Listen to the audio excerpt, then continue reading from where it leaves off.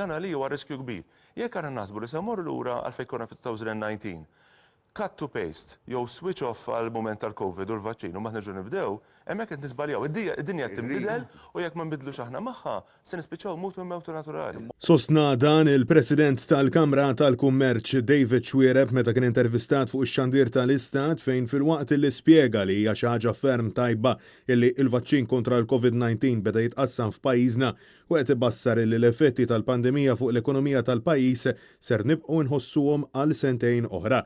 David Xwiereb insista li l-vaċċin mhux buttuna li tafasaw treġġa lura l-arloġġ b'sena, iżda qatt iridu naraw l-effetti gradwali fuq l-ekonomija, inkluż il-fiduċja fost il-konsumaturi, il-profitti, il-cash flow u t-talba tal-kummerċ internazzjonali.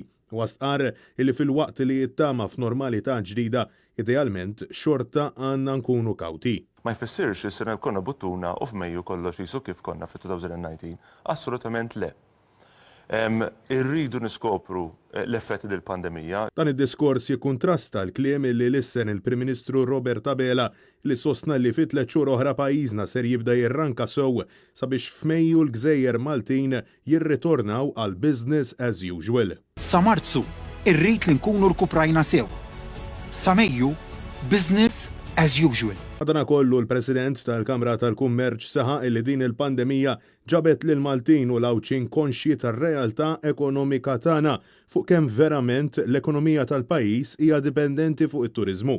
Għaldaqstant huwa appella sabiex jinħoloq pjan strateġiku bil-għan illi Malta tiġbed leha turiżmu ta' kwalità u mhux ta' kwantità fil-waqt li sejjaħ ukoll għal mudell ekonomiku ġdid. Meta tieħu daqqa fit-turiżmu bħalma ħadna, u dan is-settur għatfadallu biex irkupra, again kif qegħdin ngħidu fis-sajf, ma nisimdew naraw l-aeroplani u n-nies itiru l-emmulaw kif konna qabel. Qed tajt li għandna bżonn mudell ekonomiku ġdid?